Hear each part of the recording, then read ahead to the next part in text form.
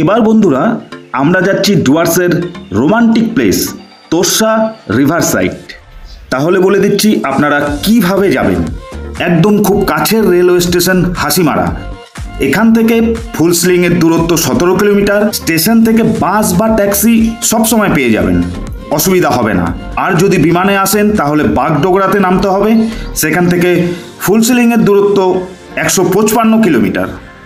যেই তোর্ষা নদীর কাছে যাব তাহলে তোর্ষা সম্বন্ধে একটু আমরা জেনে নিই। ভুটানে এর নাম আমোছু, ছু মানে নদী।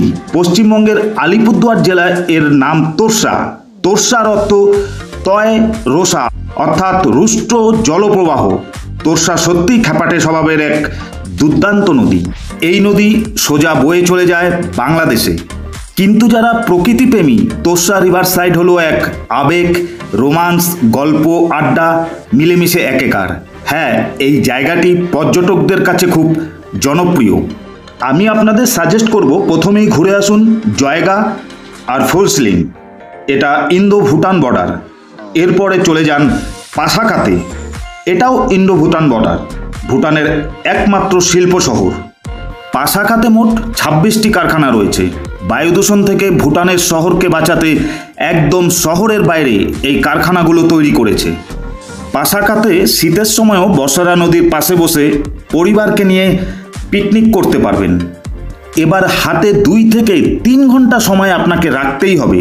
সোজা চলে যান তোর্ষা রিভার সাইডে, এখানে বসে দেখতে পারবেন সানসেট, উপভোগ করতে পারবেন এলোমেলো মৃদু বাতাস, আপনাকে সম্পূর্ণ রিফ্রেশ করে তুলবে।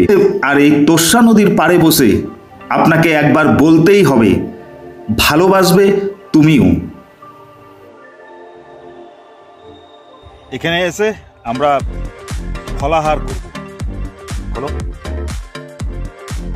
খেয়ে নেই, বাইরে প্রচণ্ড গরম।